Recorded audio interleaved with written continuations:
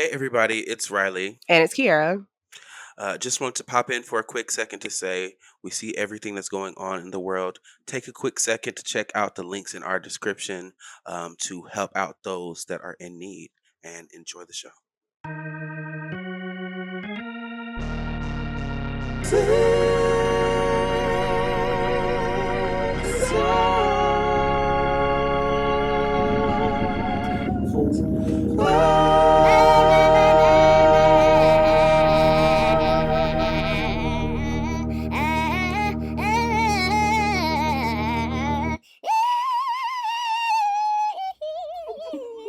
Hello. Hi. To tell you I'm sorry for everything that I've done. And it don't matter. Welcome everybody to Six Songs 4. This is your new favorite music recommendation podcast. How are you doing? I'm great. How are you?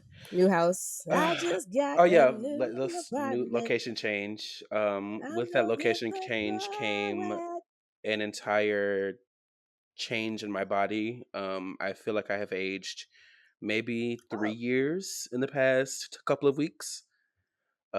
So 3 years. oh yeah, So my back is definitely a little less limber, less stretchy. These knees, honey, I'm starting to feel it. I'm starting to feel the rain coming. But we push through, irregardless hmm, of what transpired. right. Okay. So welcome to Six Songs for the podcast, your new favorite podcast. So we are going to start this podcast with doing a diva debrief, and that is where we go pick a diva, we go through her career, And we just highlights, highlights, lowlights, lowlights. important moments, and we just, it's the appetizer to the full course, which is the six songs. So, Now, Riley, take it away. this week, I really wanted to take us old school because if you don't know, we usually swap out each week. And I feel like between our swaps, we've been getting some newer school divas, but a lot of the old school divas need love and we need to give them flowers as well. So I chose Minnie Riperton, who is the whistle diva, the OG whistle diva. We will get into her insane range. But the reason I chose her is because she is an older school diva who began in like the psychedelic 60s, like deep in it, and then ended up having a career that ended in in the late 70s, where she was at that point recognized as like a soul, complete funk soul diva. So we're going to get into her, and we're going to start by talking about her band that she was in the 60s, called Rotary Connection. Rotary Connection released their first album in 1966, and it's called Rotary Connection. It's a self-titled album. This album, one of those albums that was life-changing for me. I honestly am not sure how I discovered Rotary Connection or this album as a whole, but I was definitely like listening to a lot of music. This was in the period of my life where I was in middle school, just kind of absorbing everything that came into my vision. And this album starts with a man, and instantly I remember being transported to like a crazy dimension. And a lot of Minnie Riperton's early work can be defined or categorized by like this super highly psychedelic, very dramatic, very flourishy strings, horns, full arranged songs. So all of this arrangement work in her earlier career was done by a guy named Charles Stepney, um, who turns out to be like one of like a main arranger in the 70s and stuff. So a lot of string arrangements that we hear here are carried on into the 70s. But on this first album, with the Rotary Connection albums, you can hear that they don't necessarily utilize her voice as a main vocalist. She's more off in the background. So if you listen to songs like Turn Me On, if you listen to songs like Lady Jane, you will hear another male and another female voice that are not Minnie Riperton, but then you'll hear her sort of, oh, like giving us whistle notes in the background. And like when I tell you her voice is delicious. Delicious. Like she is a soprano in the way that the highest parts of her voice are completely connected to the rest of her voice. So Mariah Carey, who is an icon that we love, even herself, she will talk about how the top part of her voice, like her whistle notes, are disconnected from the rest of her voice. And if you listen to a lot of Mariah Carey's music, there isn't necessarily a period where you can hear her go from the bottom, ooh, like all the way to the top up there. There's usually a break in something like that. And that's because Mariah Carey actually is a lower voice. Minnie, she is just has these insane operatic highs. So Rotary Connection, this debut, this first album, very psychedelic. One of the most famous songs from this is Memory Band, which I'm sure several of the people listening could recognize in Bonita Applebum by a Tribe Called Quest. It's the opening noise in the Fugees. What is it? Dun, dun, dun, dun, the Killing Me Softly, the Fugees cover of Oh, Killing Me Softly by Roberta Flack. That little noise, that's also in Memory Band.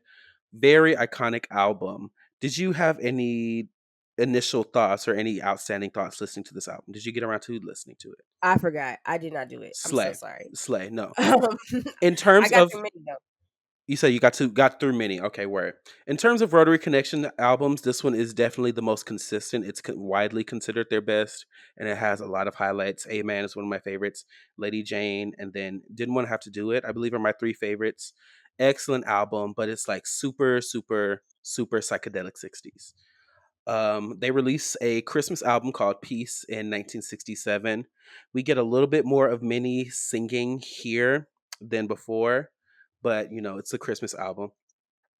Then we get to Aladdin, which has a few more songs, hits. Well, not hits on it, but like Let Them Talk is a great song. Teach Me How to Fly, very sort of stringy. Like all of this early work can be categorized by psychedelic strings, and she's like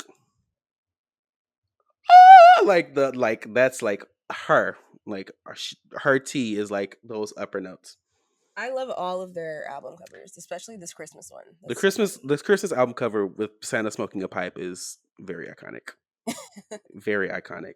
I love the balloons one too. That's so funny. And then we get to songs. That's the one with the balloons. On this one, it famously, or I get, it's famously, I'll say, has a cover of "Respect" by Otis Redding, as made famous by Aretha Franklin. But it's completely not "Respect" as anybody has heard it before. It's completely Hmm. slowed down. It's almost like dragging, and they're almost like singing like ghosts. It's a very strange rendition of it. And then we get to Dinner Music, which has two of my favorite Minnie Riperton performances and two of my favorite songs. So the first one is Living Alone, that I want to talk about from Dinner Music, which is them on a mousetrap, the cutest idea. Yeah, it's so Living funny. Alone, just Minnie and a guitar. And some of my favorite performances are just her with an acoustic guitar. Insane. And then Muse is also on this album, Dinner Music, top tier. If you want like a just a gentle guitar-y lullaby, like nobody can sing as sweetly as Minnie Riperton. And then their final album released in 1970 called Hey Love. I Am the Black Gold of the Sun is quite a famous song. It's largely instrumental. Love Has Fallen on Me. Once again, it's a song that's been sampled a long time. For a long time. Shaka Khan actually released a cover of that. So Hey Love is their final album as Rotary Connection, which was released in 1970. And then I believe Minnie Riperton also releases her first solo album in 1970, and this is called Come to My Garden. So at this point, Minnie Riperton has began her solo career, and on this first album, which is wildly beautiful, we still hear a lot of those same echoes of number one, Charles Stepney's arrangements, because he did arrange this album. So all of the beautiful strings and orchestration that we hear on this album is the same guy who did the first things. And then we get what I believe to be is a perfect album. Come to My Garden is Yeah, like debut top to album. bottom. Top to bottom, it's pretty flawless. We get a worded version of Memory Band, the song that I mentioned earlier that's been sampled hundreds of times, which is just actually they're singing la la la la's on that version on the first Rotary Connection album. This one we get the actual words. Only When I'm The Fleur, Dreaming. is it LaFleur's? La LaFleur's? Fleurs, yes, One of the most gorgeous songs I've ever heard in my life. Like, yes. I think what's sad about it, what was sad to me going through her discography was like I didn't love a song as much as I loved that song. That's real. That's fair. And that I believe Yeah. is like one of her most popular solo releases. And it's Like like that song is just you gorgeous. can hear so much of every genre in that. You can hear like the drums being reused in trip hop. You can hear the acoustic folk in the guitar. You can hear the like I said, all the strings and all the drama. It's like Why does perfect. it remind me of The Wiz? Maybe it just reminds me of Diana Ross. I don't know. Well, The Wiz I feel like is very psychedelic. Like that's some crazy shit going on. They was literally doing like opium, right? In the poppy. Yeah, That was like yeah, opiates, babe. Like they were yeah. tripping. Let's talk about album cover. This album cover, Run, Mama, the ice cream cone, the lion, Oh yeah, no, many don't play. Many the absolutely don't leg. play. And Like, no. this is relatively like we'll get in a lot of Minnie Riperton's like more sensual sides because she's not necessarily as sensual or as love focused on this first album, but we definitely get just like high drama, high Mhm, beauty, strings, the whole package. Then mhm. our next album, this is probably Minnie Riperton's most commercially successful album. This is Perfect Angel. This is of what she like she mentioned earlier, the ice cream melting in the hand, iconic. She's wearing a overall with nothing underneath. It's just her and a melted ice cream cone and this beautiful afro.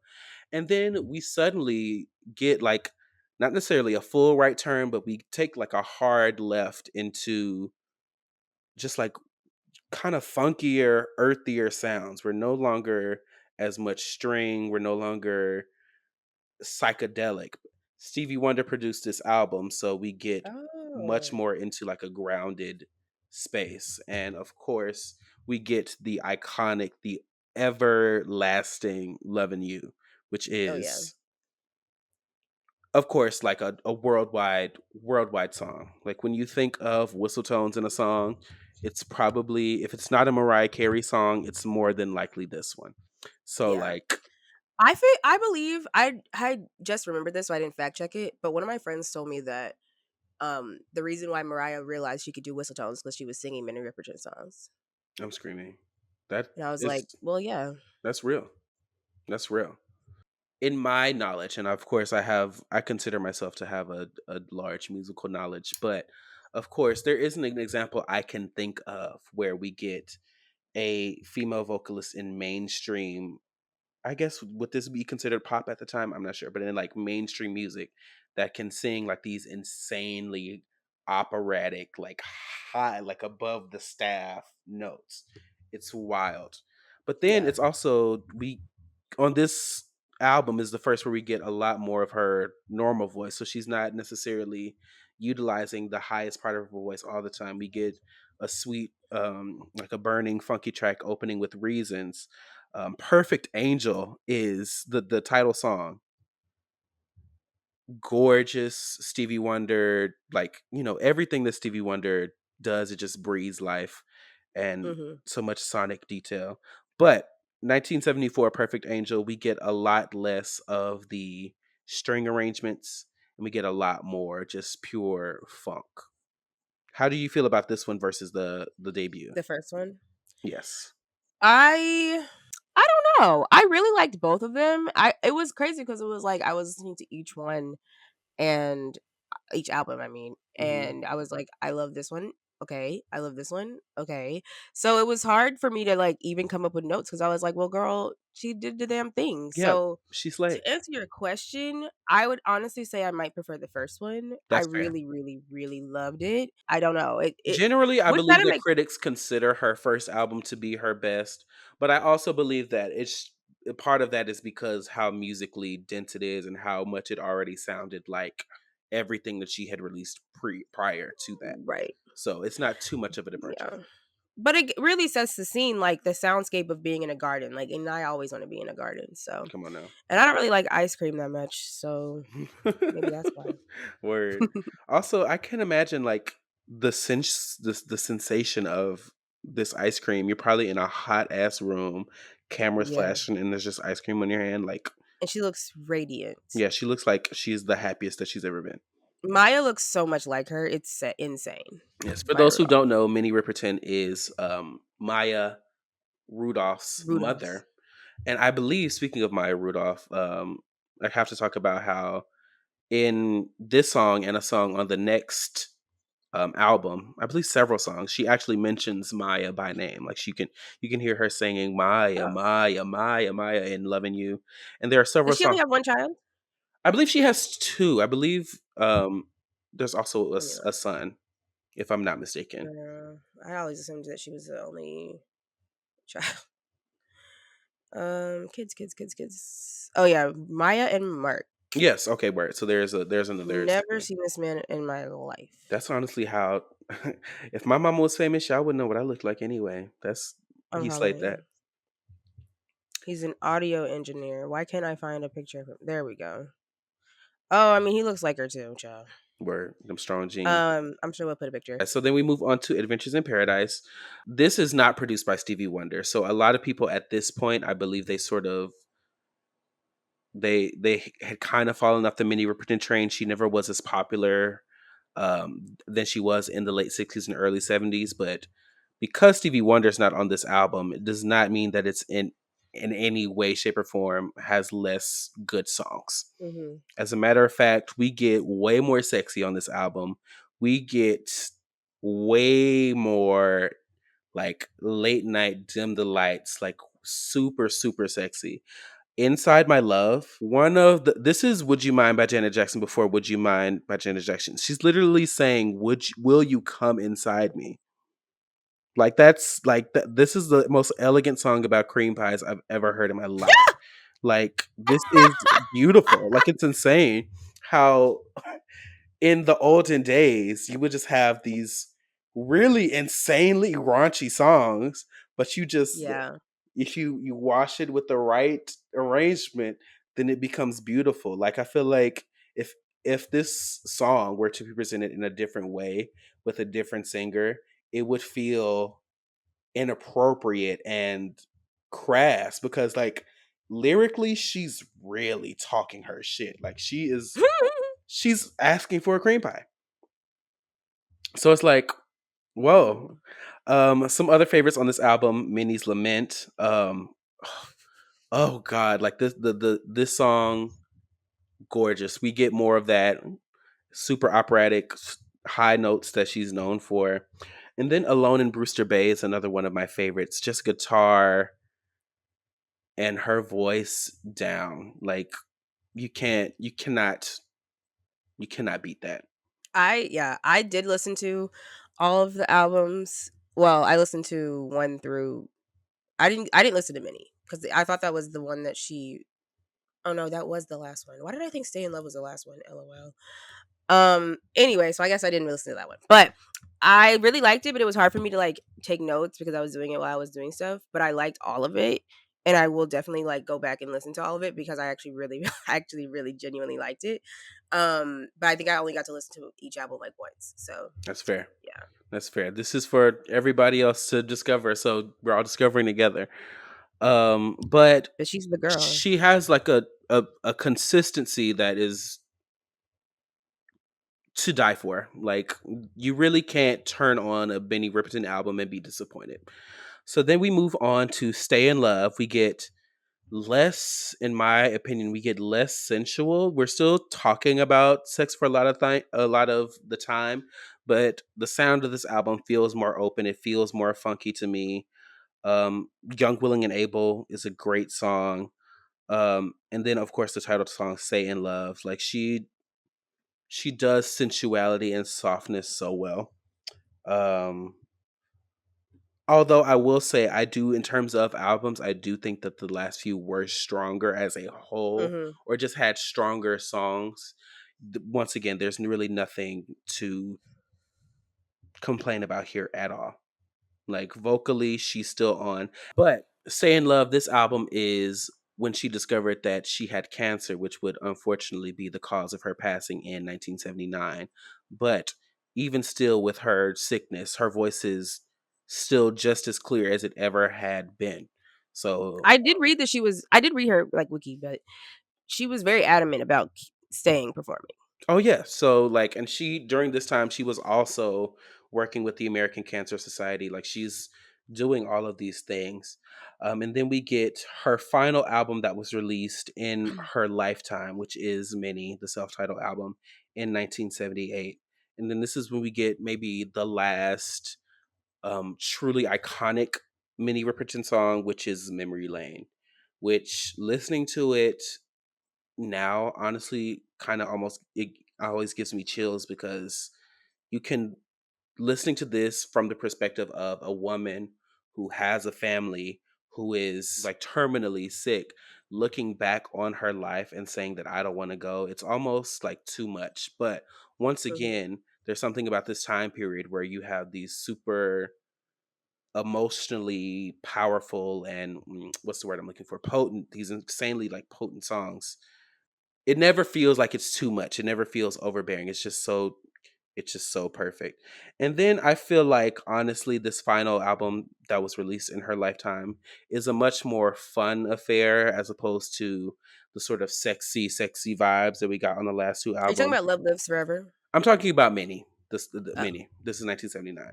Love Lives Forever was released posthumously, so she had that's what I was gonna passed. say. I was like, Yes, so she had passed, and then this was mostly duets to finish off what she had already recorded in her lifetime. And then from that point, had other people that were close associates to come and do duets with her. So Peebo Bryson, Michael Jackson, Stevie Wonder, like these people. Patrice Rushen, which honestly, that's going to be a crazy diva debrief. Love Patrice Rushen.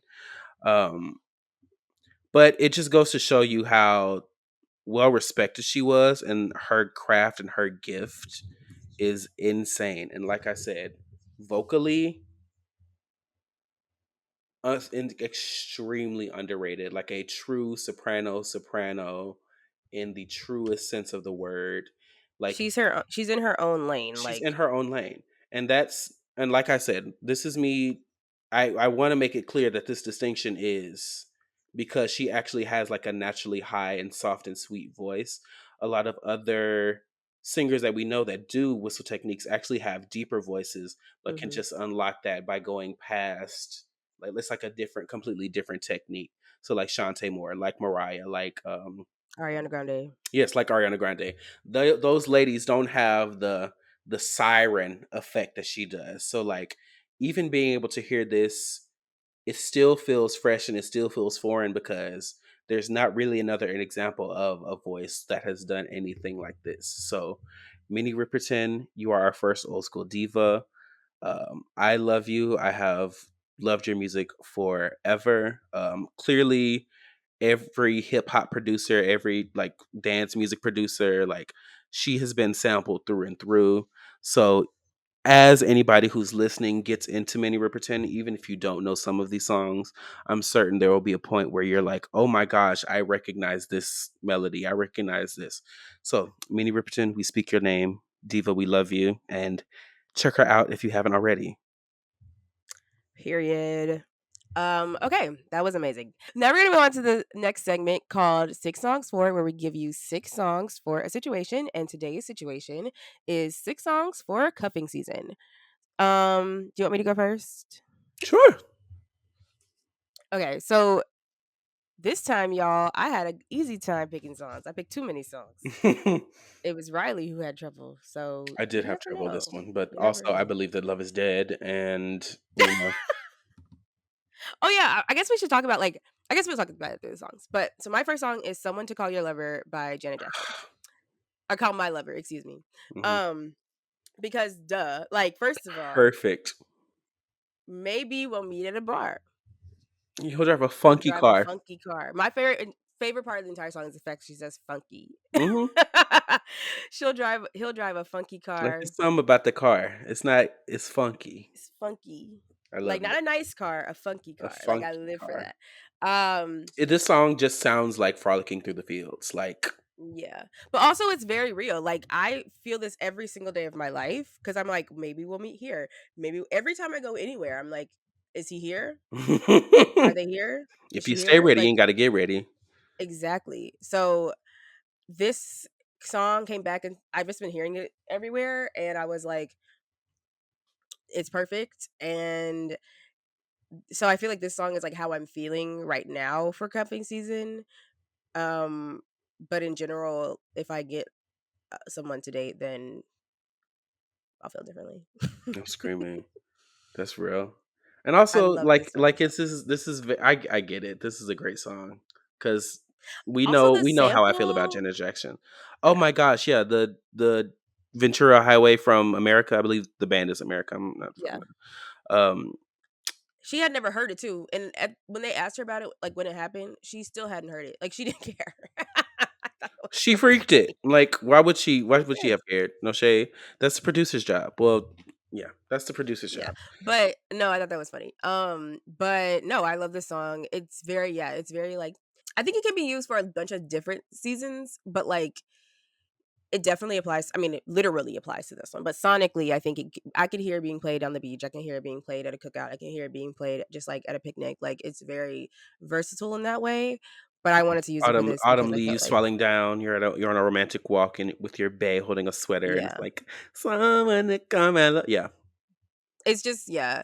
And then it's also like a kind of a period of transition too, because she literally is like, I'm back on the road again. Like she's probably broke up with. I think I believe his yeah, name was she is. getting divorced?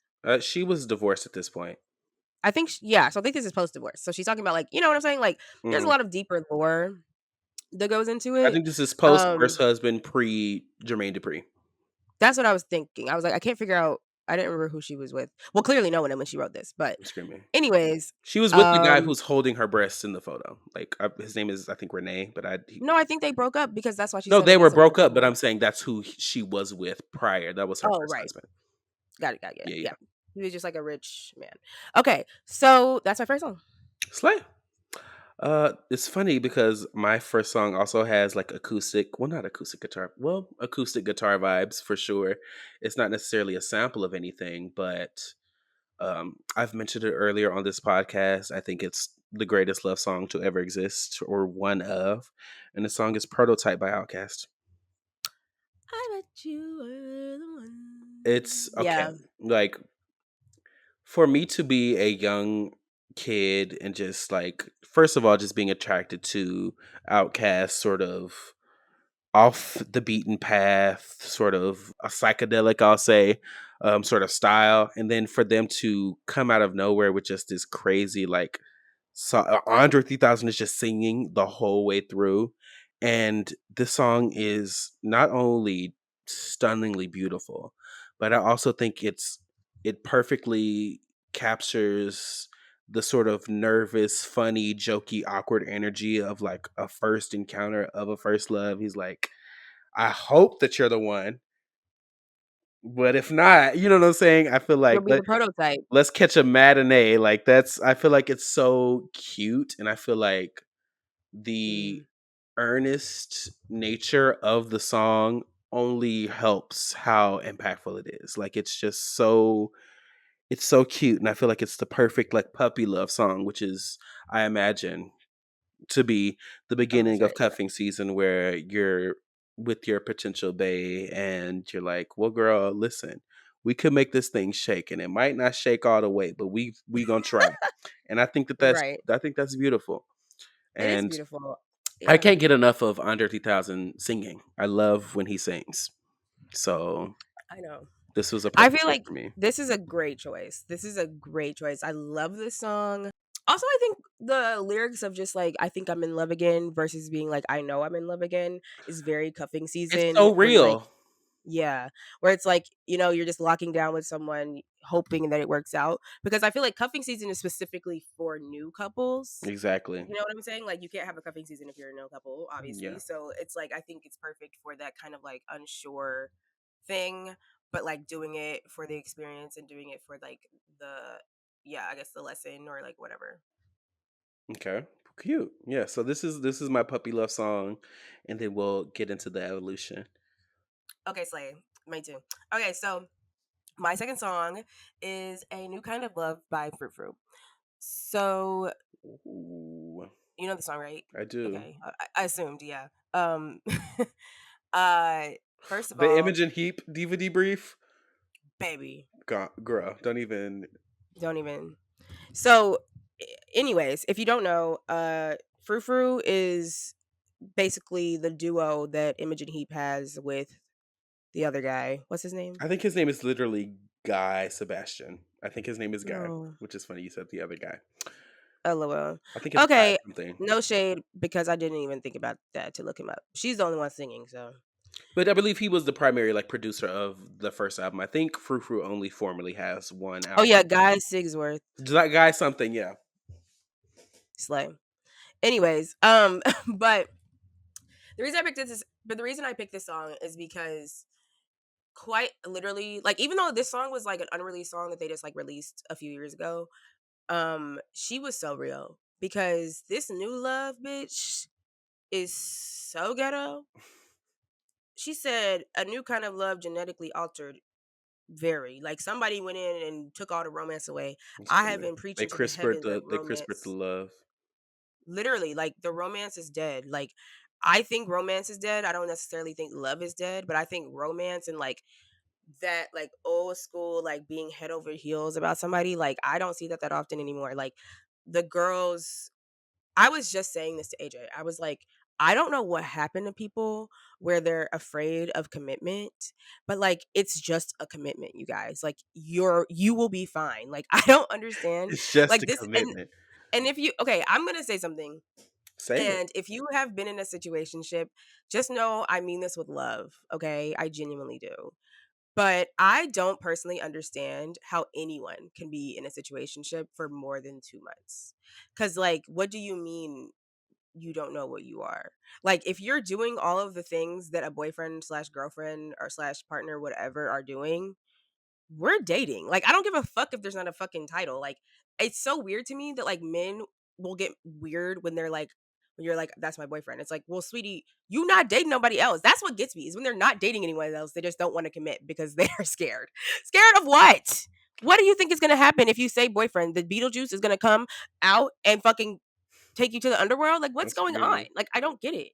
Yeah, I don't know. I feel like and I try to work on my consistent non-believing in men and the goodness of men and the you know what I'm saying. But I feel like there comes a point where, you know, Girl, stand up. That's how yeah, I feel. yeah, you gotta you know when people are in like situationships and they have questions where they don't know what it is, I'm like, babe, you don't know what it is, so you know what it is. And I'm He saying don't that as want you because someone he who hasn't has asked like you to been be his boyfriend. Like, so right. there's no more questions. I don't understand the A maybe is a no. That is the best if dating it's advice I've not ever a heard. yes, It if is a it's not an no. emphatic, resounding yes, it's a no. The chorus. Are you falling in love? I have a feeling you are, which is basically I have a feeling that you are. Are you falling or basically the implied or are you falling in love with the feeling? Are you falling in love with the feeling that I provide to you? Are you falling in love with the idea of me? Or are you actually falling in love? And I feel like a lot of people don't even want to get to know people in a deeper level because they're themselves so superficial. And I also feel like just also back to my situationship point, women specifically, like men, I mean, I'm gonna let you handle the men, Riley, but for the girls, Oh, I'll listen. handle the men, honey. For the girls, you have to have self-respect. Like you cannot let these men run over you. Like if they haven't told you after like a bunch of times of you asking them what we are, or like when will you be ready, they don't want it with you. Okay, I'm just gonna say that, like, You're not the one. You're not they're that not the girl. one, and it sucks, I guess, but it's like, do you wanna be with someone that doesn't know that they wanna be with you immediately? Like, that's what I think. Like, the reason I'm single is because I haven't found someone who is, like, literally like, "I will die if I'm not with you." That's what I'm waiting for. Is it unrealistic? I don't know. I don't think so, because a lot of people have that. So, I don't think it's unrealistic. Clock it. But is it likely? That's the million-dollar question. Signs point to yes. So, right. So whatever type of love is going around, I think it's that new kind of love, and that's why I Yep. chose this song by Fruit Fruit. Listen. That's a slay. Oh, so in my conceptual picking of this song, we've gotten the puppy love song, and now we're starting to sort of lock it down. So we're starting to get serious in this cuffing season. It's now December, whatever. You've kind of met you've been to the holiday events. You've been to the, kissy kissy kissy poo poo poo poo poo. And now we're sort of ready to open up and commit to each other, and you know what I'm saying. This next song by the queen diva herself. This song is Music Box by Mariah Carey. Whoa. This is I had to Take a pick shot, everybody. I'm scared. Right. So this song is, in my opinion, one of Mariah's most earnestly like romantic songs. It sounds like a song that you walk down the aisle to, which I will be walking down the aisle to my wedding to this song. I don't care what anybody fucking Really? says. Okay. Oh, absolutely. Like, if I'm the bride and Please. and my groom is standing there waiting for me to come out the door so he can cry when he looks at me and how good I look, Exactly. Yeah. this will be the song that's playing. Period. So, just I live for that. committing to someone. All I have, I want to give to thee. Um, I want to share my world. It's like, um, it's beautiful. It's a beautiful ass song. It's like I haven't listened to that song in a long time. I'm not gonna hold you. I don't even remember what it it's sounds like. it's literally. Ooh, ooh, la da da da da. When I am lost, you save my Oh, life. Yeah, there you go. There you go. okay. Okay. Uh, I was like, at first that sounded like a lot of songs, girl. I'm screaming. No, Mariah gonna give you a. She La gonna da da, la di la da. da da, la da da da da da. That's like 4 songs. Like, It's a stunning song. And I feel like it is the next step in this hypothetical love situation where we fall in love from cuffing season and just grow from that. So, Music Box by Mariah Carey, get into it. I think 30 million copies around the world. I think I think she's. it's still her most successful I album, literally truth be think said. it like that. Yeah, that's the Mariah Carey album in terms of like sales, which is. Worst album cover. See, but here's the thing: you zoom it out like it's supposed to be, It's sickening. and it becomes amazing.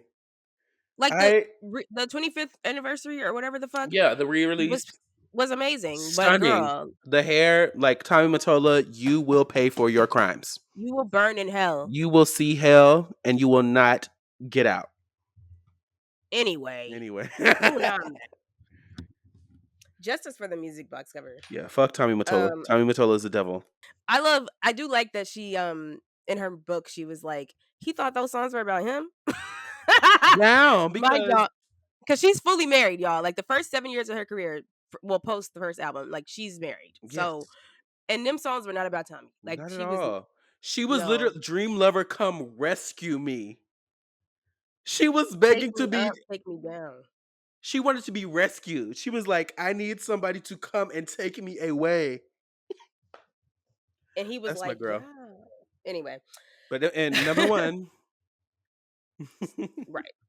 Okay. So my last song, basically, so after, this period of doing the situationships, doing the dating thing, many people such as myself doing the online dating thing, um, hopefully at the end of this, during or after cuffing season, you have a boo. And I was gonna say we didn't ever establish like when cuffing season is. I think right now we're in In my cuffing yeah, in season. my understanding, cuffing season begins like September 1st. Like when August Sure. ends, when the winds in the east, it's a chill coming in, all of that. When the chill starts coming in, that's when cuffing season begins. So Yeah. let's see. My Okay. understanding is that you get the drafts, you get September and like really like November. But if you ain't locked in by November, you kind of just out there. And Yeah. In my then opinion, cuffing season is September and October. yeah, and then you locked in for cuffing season. You locked in December, January, February. And then once March come off, then you start to defrost. Then you can break up. Oh, that's not you, it's me. It's really not working. And then Well, I think hot no, girl I think it's summer. before that. Because February has Valentine's Day. So I feel like the ultimate relationship test is Valentine's Day. And depending on how your Valentine's Day goes, depends, how your Yeah. season is gonna Because go. then you don't make it to the playoffs. And then Right. the Super Bowl, if you stay together through the summer. Because the summer, we go back to Being clearing out outside. that bench and being outside. Yeah. Okay, yeah, I fuck with it. I fuck with it. Next song I am going to pick is Love Me Land because by Zara Larson. I was going to say, who is that? Zara Larson has this incredible song called Love Me Land, and it's basically about her just being in a new relationship. She says, Never thought I would love again, but here I am in Love Me Land. And I feel like as someone who's very jaded, I often am like, "Us, never gonna happen. It's never gonna happen." Um, and I just love this song because she's like, "Wow, like I really thought it was never gonna happen, and now it's happened." Um, but it's I also just like want kind of to be part of your symphony. I'm a bit exactly. home and cold and don't let go. She ate that. She did that old ass song. That's crazy. Um, But no, this song is so good. It was the lead single off her second album, Poster Girl, that was like 2020. But so unfortunate. But like the video and the song, incredible. The fact that it came out in Well, 2020 is unfortunate. Is hilarious. lipstick say you're so yeah. Say when you feel it, go feel it, baby. But anyway, she had the Mugler suit on. She was actually like the first, one of the first girls to wear a Mugler suit. Like it was like January 2020. Like she had it on lock.